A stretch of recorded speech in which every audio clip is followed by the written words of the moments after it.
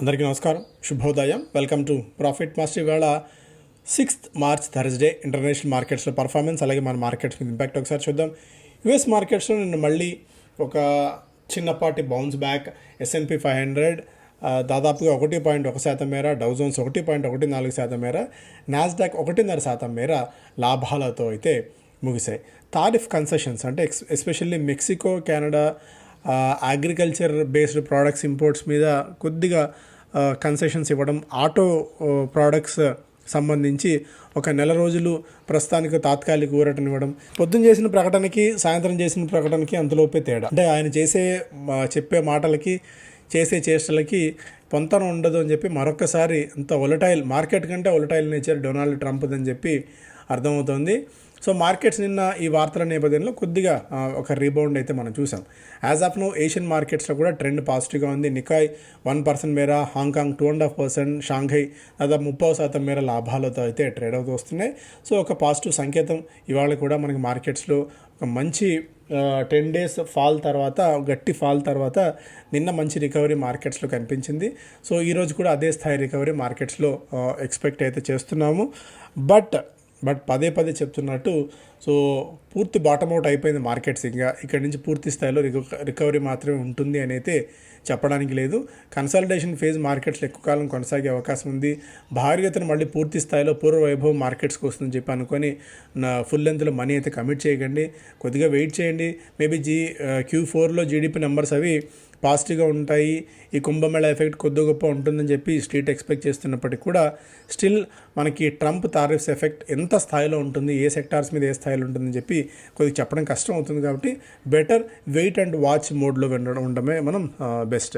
Gold $2,940 దగ్గర as of no trade అవుతుంది. కొద్దిగా స్ట్రాంగ్గానే గోల్డ్ ఉంది. బ్రెంట్ $70 బిలో ట్రేడ్ అవుతుంది.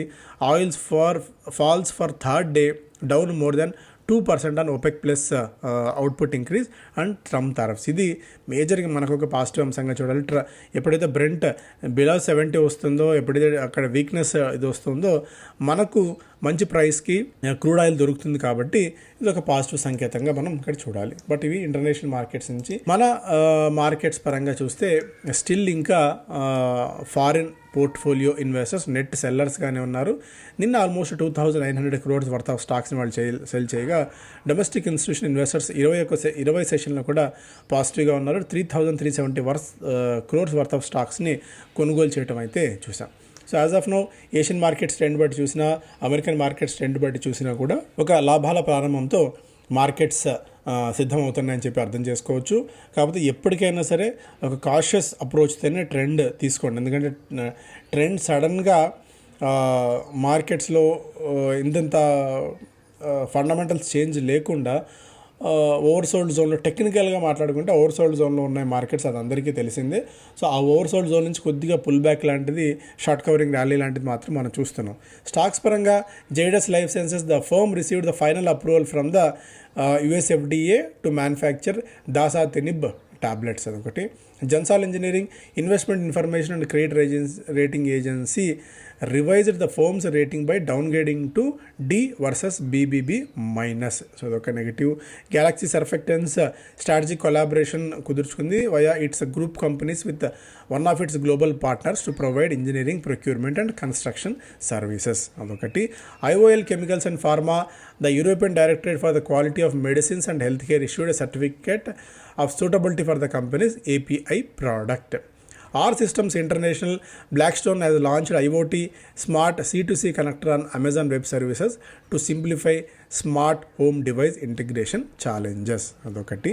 MSTC తెలంగాణ అడ్మినిస్ట్రేషన్ రాబోయే 2 సంవత్సరాల కాలానికి ఆఫీసెస్ కోసం వీళ్ళ ఈ ఆక్షన్ అండ్ ఈ ప్రొక్యూర్మెంట్ సర్వీసెస్ని వాడుకోవాలి అని చెప్పి గవర్నమెంట్ ఆర్డర్ ఒకటి పాస్ చేసింది. ఇది కొద్దిగా MSTCకి మేబీ పాజిటివ్ అయితే అవ్వచ్చు. GMR ఎయిర్పోర్ట్స్లో the company acquired 49% of shares of Bird Delhi General Aviation Services private percent the acquisition. So ఇవి RPP ఇన్ఫ్రా ప్రాజెక్ట్స్కి Chennai drain construction, storm water drain construction project కోసం దాదాపు 81 కోట్ల రూపాయల లెటర్ ఆఫ్ యాక్సెప్టెన్స్ అయితే వచ్చింది. సో మేజర్గా ఇవి స్టాక్స్ పరంగా మనం చూసినట్టయితే మిగిలిన స్టాక్స్ కూడా ఒక్కసారి చూద్దాం, ఏదైనా యాక్టివిటీ ఉందేమో. LIC housing finance sets it board has given a nod to borrow 1.2 lakh crores through loans. ఒకటి నెక్స్ట్ ఫైనాన్షియల్ ఇయర్ కోసం. IRFC hopes to improve margins as it explores lending to non railway projects.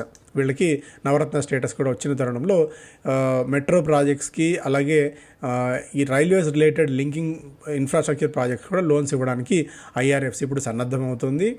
Wipro IT services from Wipro has launched Telco AI 360 and AI first managed services platform to help telecom operators to scale technology.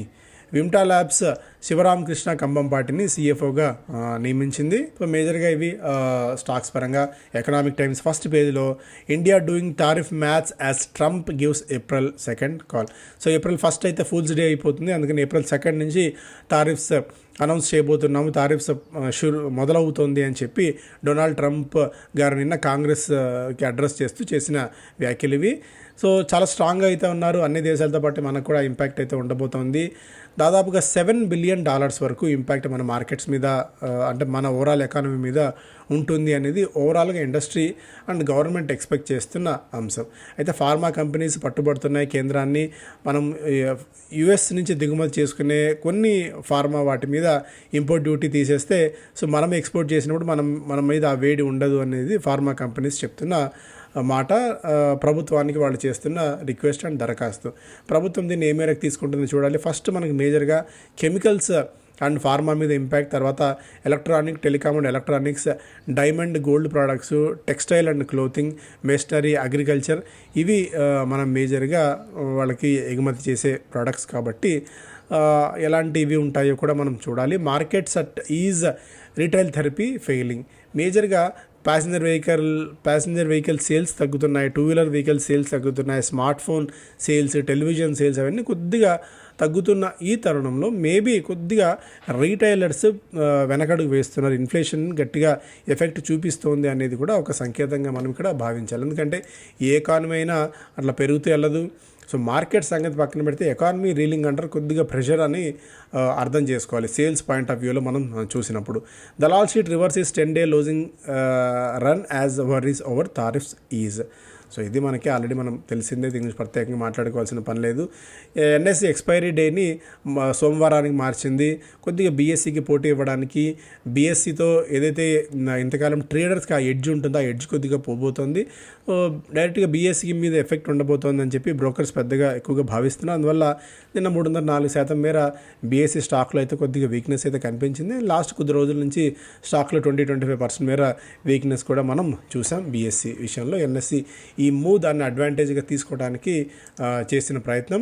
And Dubai based IHC's arm sells stake in Adani Enterprises దాదాపు 85 లక్షల షేర్లని విక్రయించింది అదానీ ఎంటర్ప్రైజెస్లో, దాదాపు 1800 కోట్ల రూపాయలకి. China sets GDP target of 5% for 2025 amid tariff war with Trump. So ట్రంప్తో tariff war ఉన్నప్పటికీ కూడా stimulus package ఇస్తూ పెద్ద ఎత్తున జీడీపీ టార్గెట్ని 5%గా చైనా నిర్దేశించుకుంది. Top retailers go easy on store launches as slowdown hurts. ఇంతకుముందు మనం మాట్లాడుకున్న అంశం. సో ఈ ఫస్ట్ పేజ్లో ఉన్న దీనికి ఈ పాయింట్కి ఇక్కడ దీనికి మనం లింక్ చేసుకొని చూడాలి. Top retailers go easy on store launches as slowdown hurts. మెల్లిగా స్లో డౌన్ కొద్దిగా హిట్ అవుతుంది కాబట్టి ఒకప్పుడు స్టోర్ లాంచెస్ విపరీతంగా చేసిన కంపెనీస్ మెల్లిగా ఆగుతున్నాయి. Reliance Retail, DMart and others grow store count by just 3% in 2024. Consolidation phase తో పాటు వీక్నెస్ ఉండే ఛాన్సెస్ కూడా ఇందులో అయితే కనిపిస్తున్నాయి. జ్యువెలరీ ఎక్స్పోర్టర్స్ కొద్దిగా ఆందోళన పడుతున్నారు. రెసిప్రోకల్ యుఎస్ టారిఫ్స్ తమ ఇండస్ట్రీ మీద ఏ స్థాయిలో ఉంటాయని చెప్పి బిజినెస్ స్టాండర్డ్ ఫస్ట్ పేజ్లో Trump signals no reciprocal tariff reprieve for India. So మనం ఏమాత్రం మినహాయింపు కాదు అని చెప్పి ఆయన సంకేతం. సో మన ఆటో కంపెనీ అంటే యుఎస్ నుంచి దిగుమతి ఆటో ప్రోడక్ట్స్ మీద 100% ఇండియా పన్నులు విధిస్తుంది. సో ఫ్రెండ్ వేరే, ఫో వేరే. ఫ్రెండ్ అయినా ఫో అయినా ఇలా ఎవరైనా సరే మన మీద పన్నులు విధిస్తూ మన దేశ ప్రజలను ఇబ్బంది పెడుతూనే ఉన్నారు అన్నట్టుగా ఒక సంకేతాన్ని డొనాల్డ్ ట్రంప్ నిన్న మాట్లాడుతూ కాంగ్రెస్కి చెప్పారు. Defensive sector way in Nifty lowest in 15 years. సాధారణంగా ఎఫ్ఎంసీజీని, ఫార్మాని, ఐటీ సర్వీసెస్ వీటిని మనం ఒక డిఫెన్సివ్ బెట్స్గా వాడుకుంటాం. అండ్ డిఫెన్సివ్ బెట్స్గా చెప్తాం. అంటే మార్కెట్ పడినా ఏదైనా అయినా ఇవి ఫస్ట్ ఆదుకుంటాయి, ఇవి కొద్దిగా స్థిరంగా నిలబడతాయని చెప్పి. బట్ అనూహ్యంగా ఈ సెక్టార్స్ అన్నీ కూడా నిఫ్టీలో దాదాపు 15 సంవత్సరాల వెయిటేజ్ని ఉన్నాయి. అంటే ఇవి కూడా ఏమాత్రం మినహాయింపు కాదు అని అర్థమవుతుంది. ఆర్బీఐ దాదాపు 190,000 కోట్ల రూపాయలను బ్యాంకింగ్ వ్యవస్థలోకి ఇంజెక్ట్ చేయబోతోంది. లిక్విడిటీ ప్రెషర్స్ని బాగా ఇబ్బందులు పడుతూ ఉన్న ఈ తరుణంలో. And Taj GVK hotels all time hit చేసింది. 6 నెలల కాలంలో దాదాపు 45% మేర స్టాక్ పెరగడం అయితే చూసాము. Eliminate import duty on US drugs pharma exporters, already మనం ఈ అంశాన్ని ఇంతకుముందు మాట్లాడుకున్నాము. భారత్ ఎలక్ట్రానిక్స్ 1.5 రూపాయల మధ్యంతర డివిడెండ్ అనౌన్స్ చేసింది. కేఈసీ ఇంటర్నేషనల్కి 177 కోట్ల రూపాయల ట్యాక్స్ రిఫండ్ వచ్చింది ఐటీ డిపార్ట్మెంట్ నుంచి. కోఫోర్జ్ షేర్ స్ప్లిట్ చేయబోతుంది, దాంతో నేను 7% మేర అండ్ వీళ్ళతో సాబ్రత కుదుర్చుకున్న ఒప్పందం కూడా కలిసి వచ్చింది. సో ఇవి ప్రధానమైన వార్తలు. Thank you so much.